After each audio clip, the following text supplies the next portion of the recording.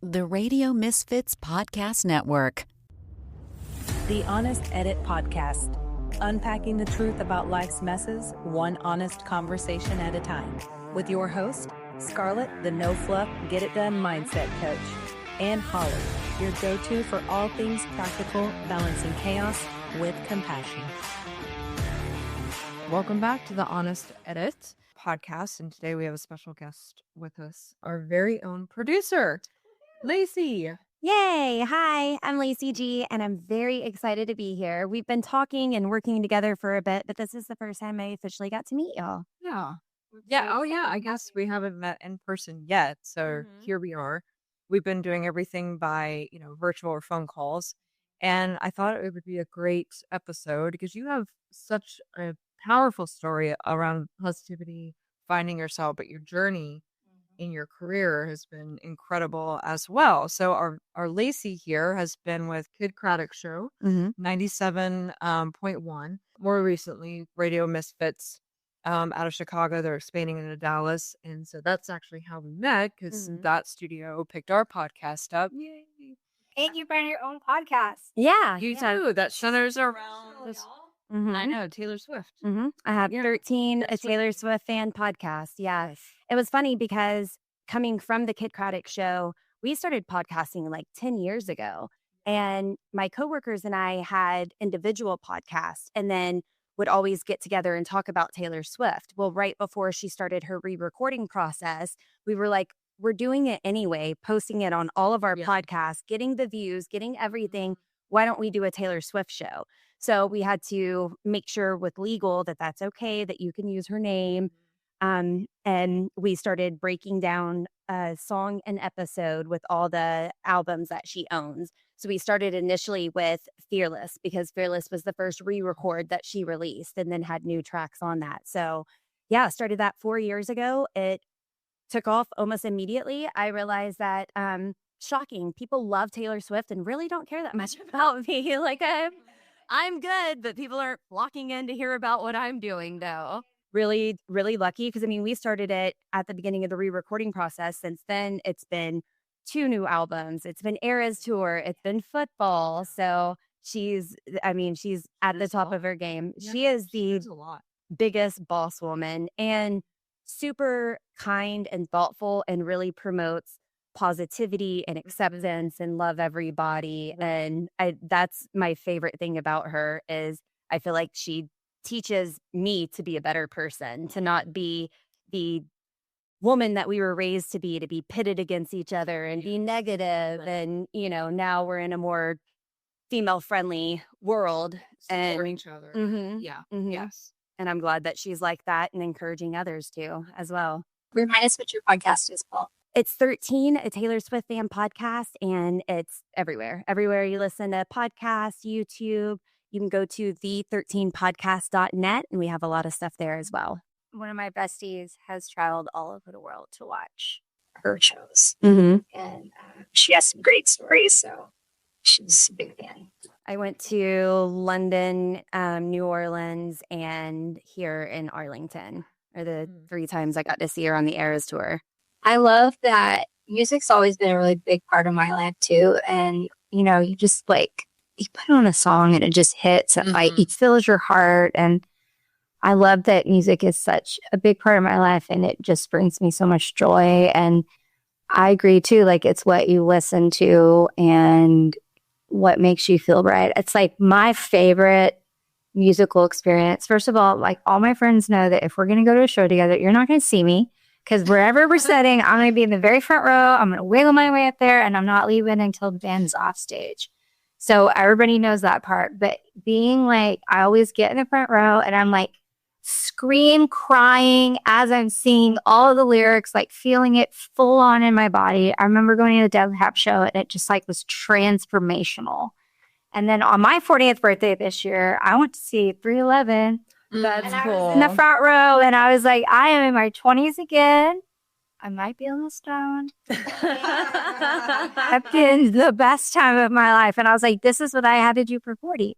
I had to see my favorite band, and it just brought me so much joy. I was so happy for myself. Mm-hmm. Totally was sore the next day from like banging. It Bruises on your hips from like being in the front. You're like, no, I'm still young and cool.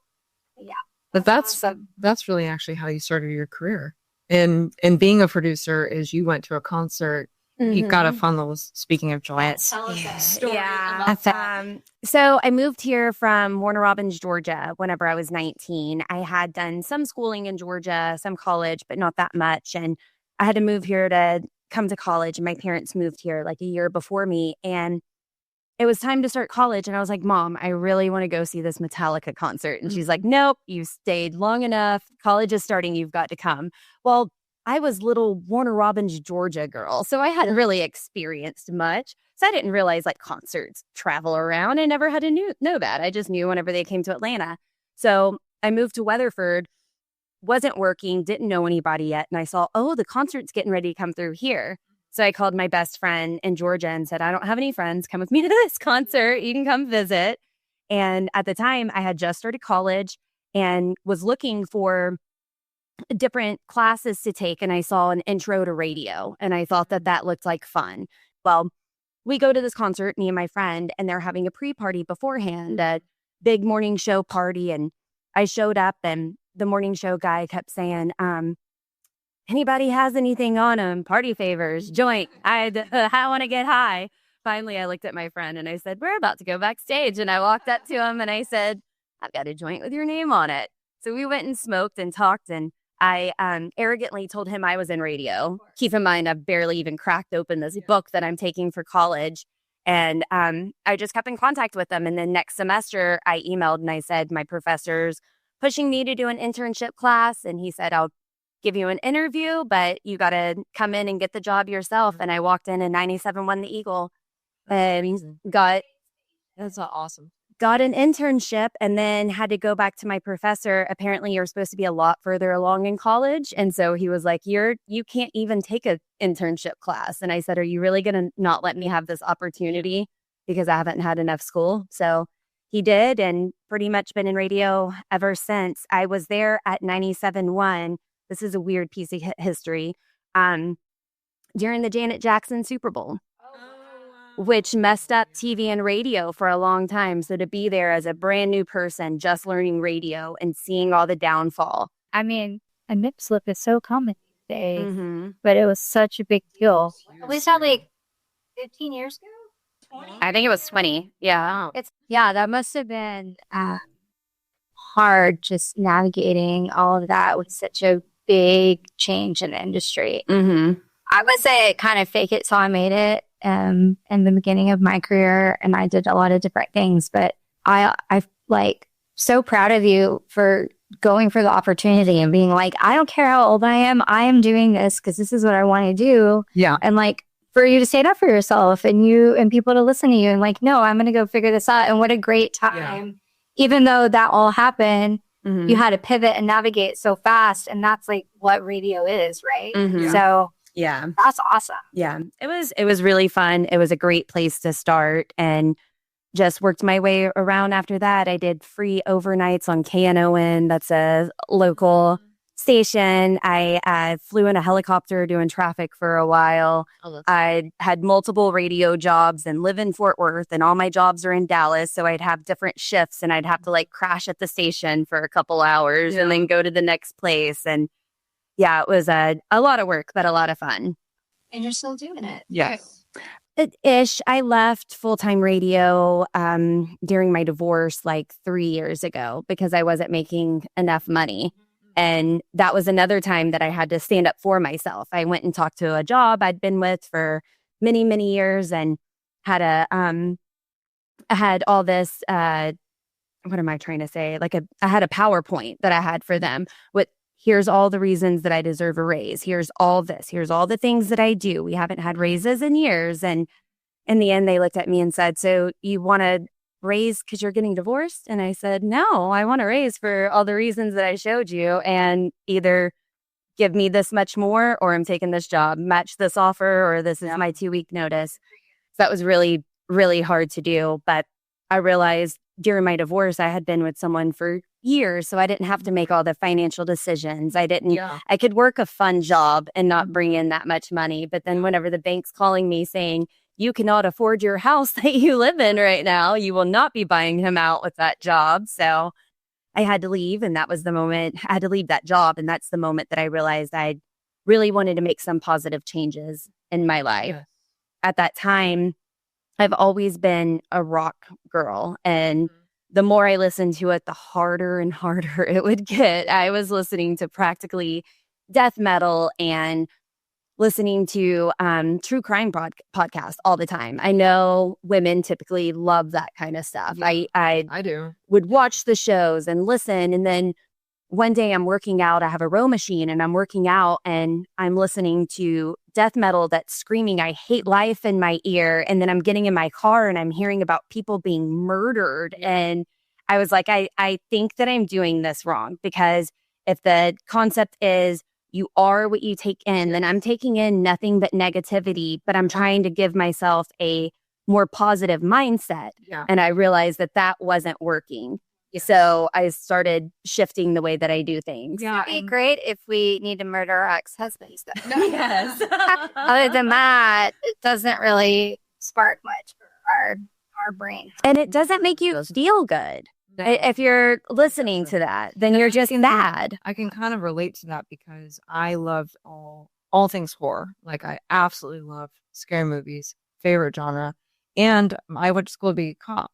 So I was always watching the serial killer shows, or, like, it was almost like I was in training.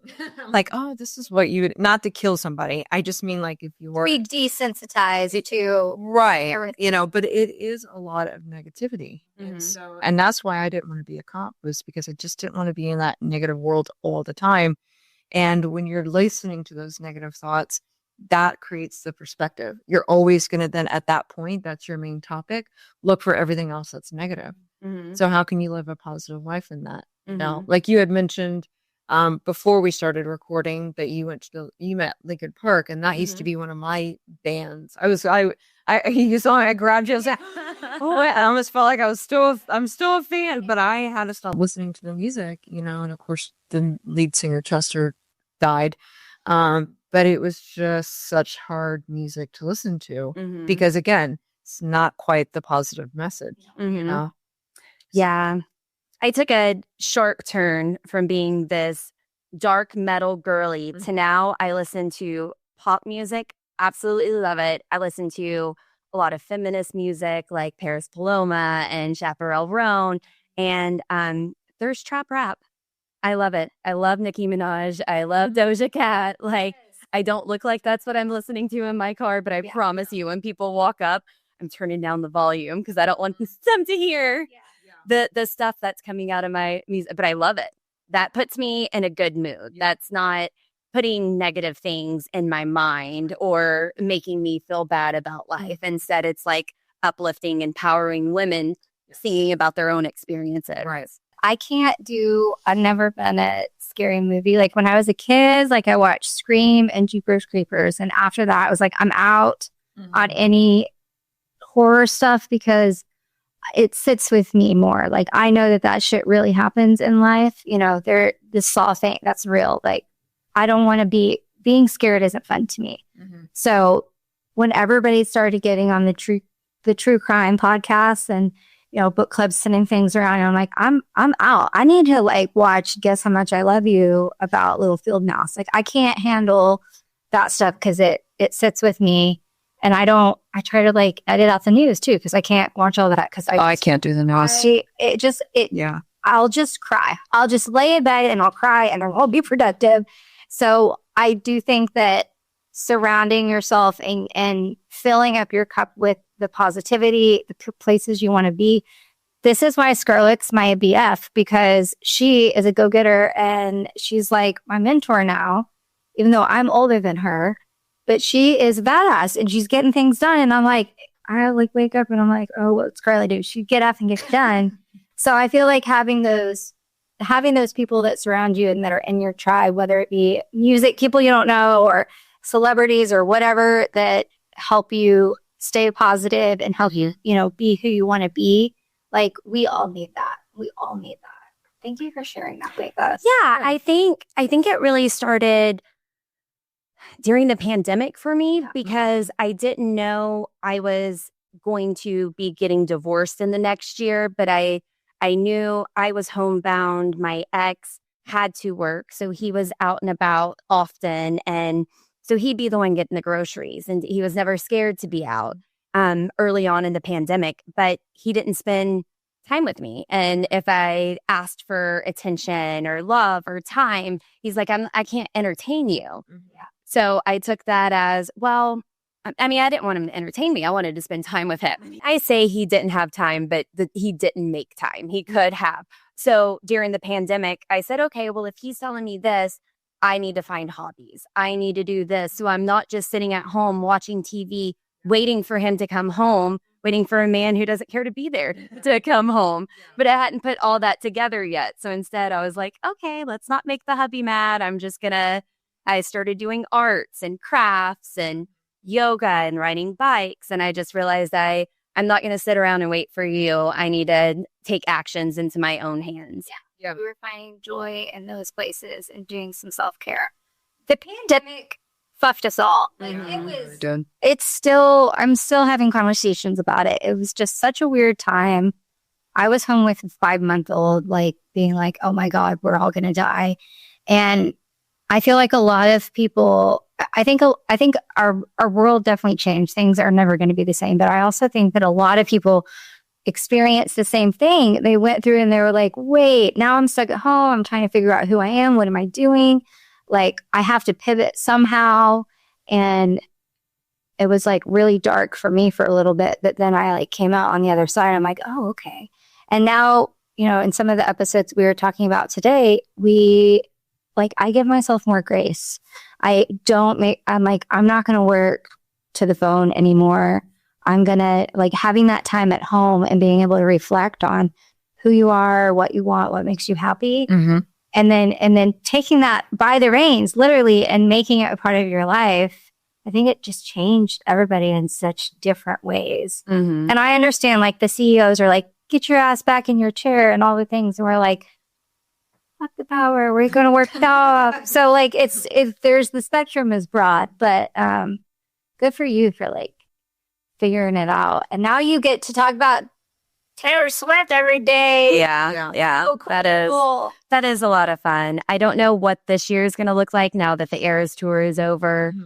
I don't know if people are going to not listen or want her more, that she's not as available. So we'll see what happens. There's always going to be a prominent fan base for her, regardless if she keeps going or not. Mm-hmm. You know, she's just, and she, as you said before, she promotes that empowerment. She promotes the positivity and all that stuff. Mm-hmm. And I loved how you were saying as well, talking about when you were married, I feel like you found yourself, even though you were kind of people pleasing your husband a little bit. I mean, I'm guilty of that. And I sort of lost myself in mm-hmm. my own marriage. Mm-hmm. And kind of coming full circle to thank you for all the wonderful, nice things you said about me.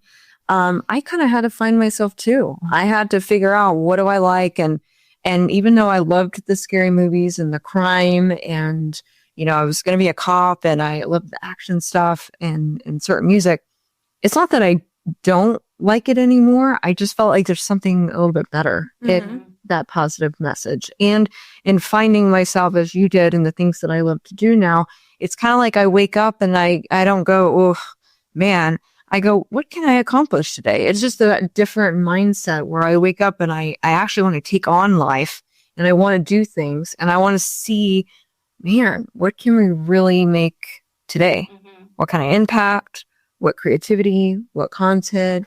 I never thought in a million years I'd be sitting next to you guys doing a podcast. Never. And I still get like a little nervous and, whatever, but more practice you do and whatever, it gets better and better and better. It's also really good when you have an awesome producer. Yeah. Thank you. But you are supposed to evolve. You are supposed to change. It's okay to change your mind, change your likes, change what it is that you want to do. Yes. I have a Scott F. Fitzgerald quote in my house, and I can't say it verbatim, but it's like, there are no rules to this thing. You can change at any time. You can, So, change your mind, get a different job, pivot, Yes. I've been the pivot queen. I've had so many different jobs throughout the way that it's like, okay, this isn't going to work. Well, let me figure this out. Let me figure this out. But I enjoyed learning and figuring out stuff too. So I don't mind. Haven't done this before, but I can do it as long as I'm way too honest. So if it's something I couldn't do, I'm like, no, do not math me. I cannot account anything. Can't do that. No. But other things, it's like, I haven't built a website before, but I'm pretty sure I could do it. You have all the AI. Yeah, you have all the AI tools. And if I couldn't do it, I would admit it and ask somebody else to take care of it. I think that there's just in my own, and this is from my point of view, but in my own marriage, we've been married for early 8 years, been together for 10.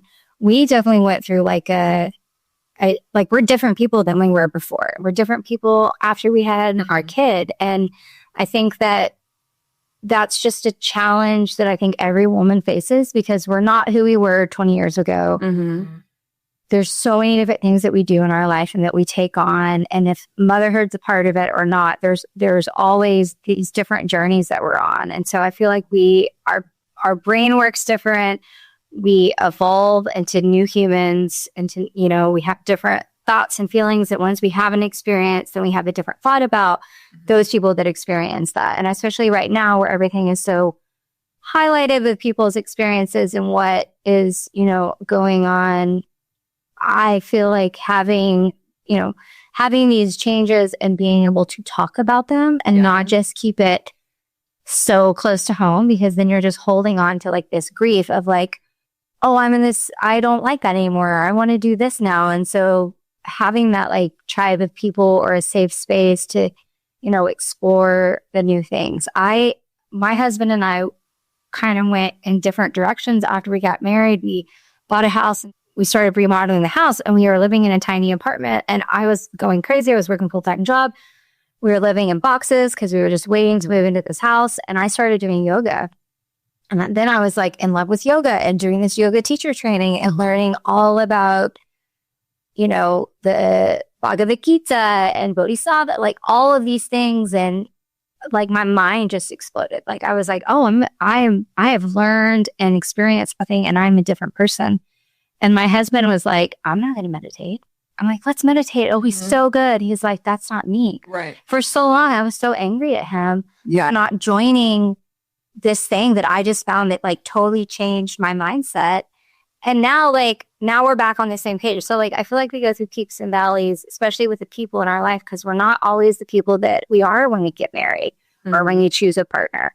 And then after we have a kid or after we lose a family member or after we finish this big spot in our career. So I think it's good that we remember that not everything stays the same. We're always going to be evolving. Mm-hmm. And I think the more people that can share that experience and you can hear that you're not alone. You aren't the only one that lost your shit during COVID. Mm-hmm. These are things that happen to all of us. Mm-hmm. Yeah. These are the realizations that we had. So thank you for sharing that with us. Because I know that some of that talk is really vulnerable. And I know that some of my clients, we have those conversations. Because they're how did we get here? I'm well, you were home with 4 kids and a job and teaching math and you just hit menopause. So your body's changing. Nobody's talking about it. And so definitely pivoting and having that happy mindset and changing what you sponge, changing what you bring in is so huge. And like you said, using your voice, because for so long I was a people pleaser because I obey my husband. Mm-hmm. That's the mindset that we were given. If he didn't like me to complain whenever he got home, well, I just didn't complain. He didn't want me to talk. I went and talked. So I lost my voice for a long time because I'm oh, I don't want to make him mad. You're holding all in it too, and you're internalizing, and that just sort of eats you up, and then you become resentful. Yeah, and now I've found my voice. I've had a lot of counseling and I sound like it because whenever I'm with other people, I'm oh, no, you just crossed my boundary. Now I can't trust you. And here's why. And I had some guy tell me one time, he said, I don't want to pay for what someone else did. I said, you're not paying for what someone else did. I'm telling you why this is my reaction to it, why this is non-negotiable. You're going to cross a threshold that you're never going to come back from for this reason. But you're the one who messed up, not the one before you. I'm calling you out on your actions. Yeah. It's like a narcissist. Mm-hmm. Yeah. But those are boundaries. Those are healthy boundaries of whatever that is. You know, I don't want you to do this, and this is how I feel. And it's just sharing that. Mm-hmm. So I don't think he's paying for something somebody else did. That's just your boundary, and he should respect that. Yeah. You know, and going back to the whole people pleasing and vibing with your husband or not, or your spouse, partner, whatever, is I was internalizing all the time too, because I was doing that. Oh, I don't, you know, he doesn't like me to do that, or doesn't understand it, or whatever. Like, my husband's not a dancer. He's got 2 left feet. And I've been dancing since I was 2 years old. And my mom's a traditional dancer, by the way. I have to say that nowadays. I'm serious. I say, oh yeah, I'm a dancer. And somebody goes, oh really? You work in the main stage? I'm like, no. But anyways, for 9 years, I really didn't dance at all. And then I met a group of people that do, and I like the yoga and like what you did with the things that you learned that you love to do. I just said, hey, look, I'm going to start doing this now. And we just respect that. And he goes and does things that I really don't care to do, mostly with sports. And I'm like, you go do that. Yeah. And it's having that communication. And he just knows. It's an absolute respect thing.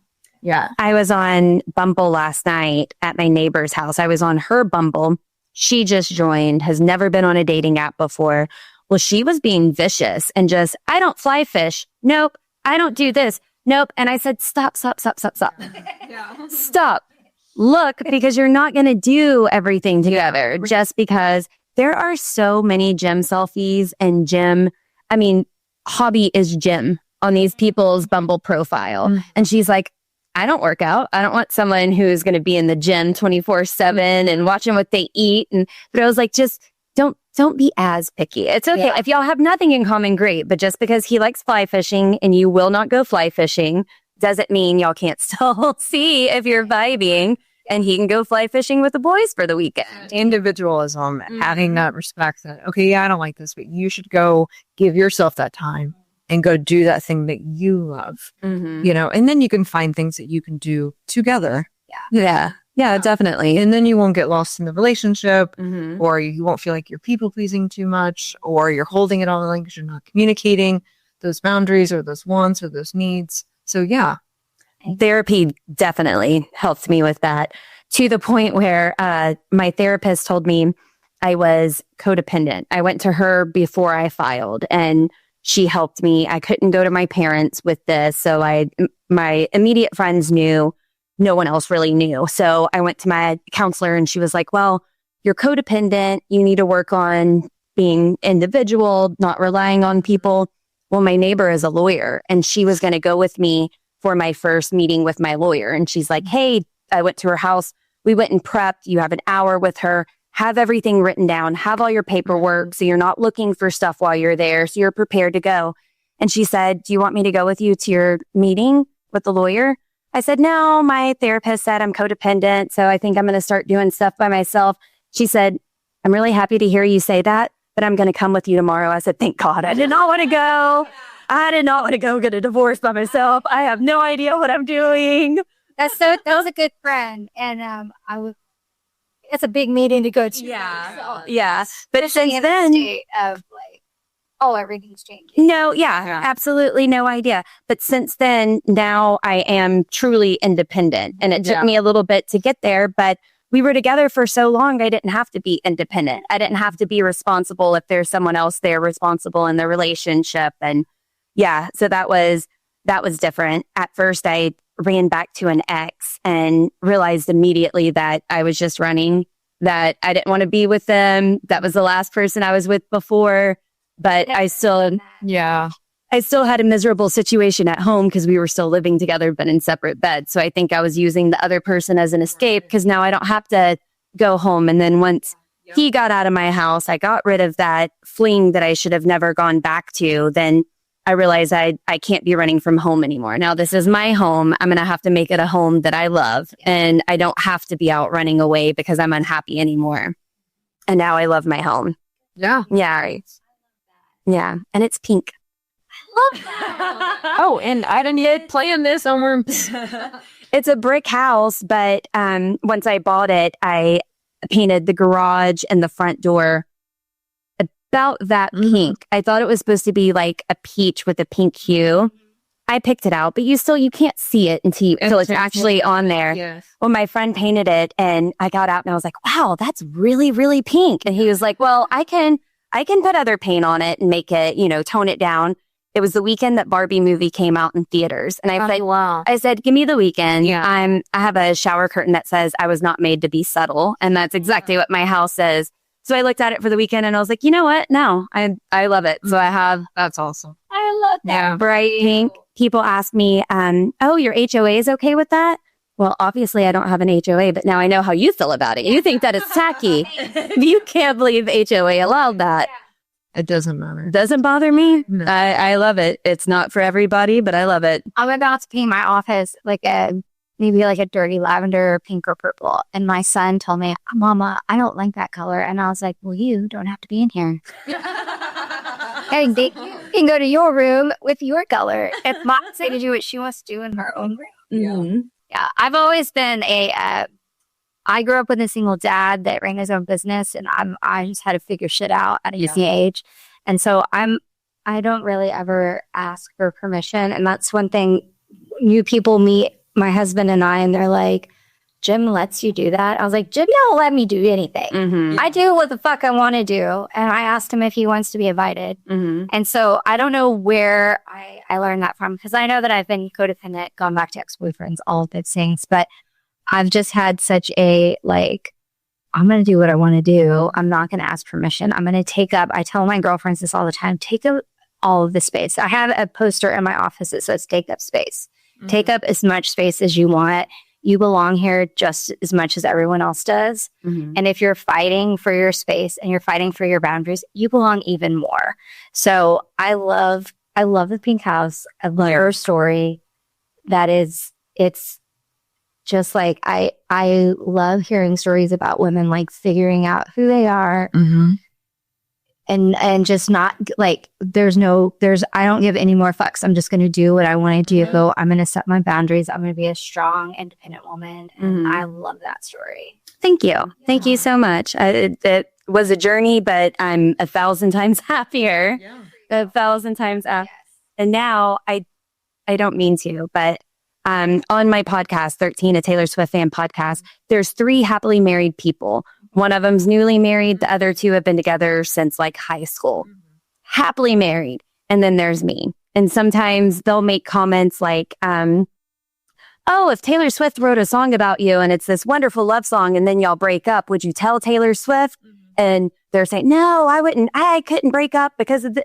And I was like, don't say it. Don't say it. It was a really sweet love song. Yeah. Then in the end, I was like, for the record, if Taylor Swift ever writes a love song about you, she's written love songs about herself. Doesn't mean you have to stay with that person. If you're ever in a bad situation, get out. You don't have to. And I'm not a divorce pusher, but I do believe in happiness. And sometimes it takes the 2.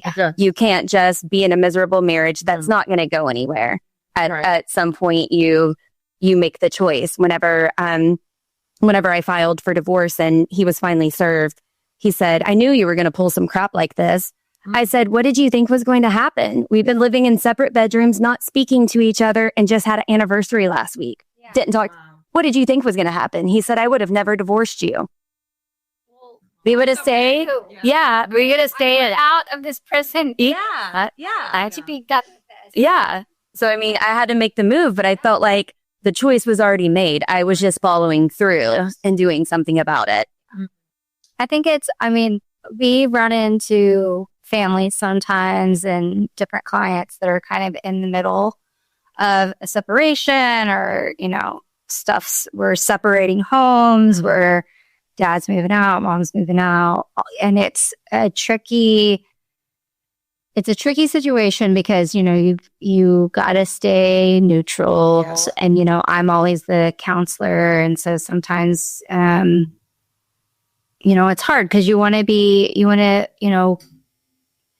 understanding and help want me to use a word you don't like, help motivate and help, understand that, yes, this is a part of this really messy thing that you're doing, but you're going to be better on the other side. So we're going to help you just get all the tangible stuff in line. Mm-hmm. And so it does get, there has been some hard times with that. And so, I think our job is always just to be super sensitive. Yeah. And Just listen.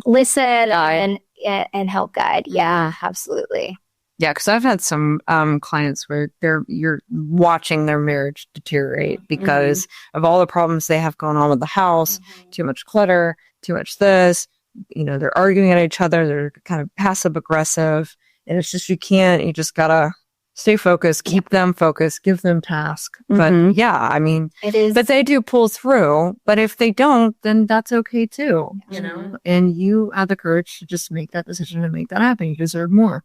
We're all adults. Life has humbled me so hard. I don't judge. I used to judge. Now I'm like, whew. Yeah.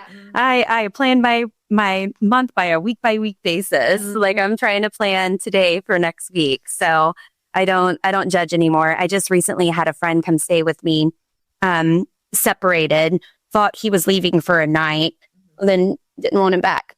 So he ended up staying with me. Good friend, been good friends with both of them. I called his wife the next day just to say, hey, he's staying with me. Don't worry, everything's fine. They ended up switching out every other week because they had kids. So one would come stay at my house, one would be with the kids.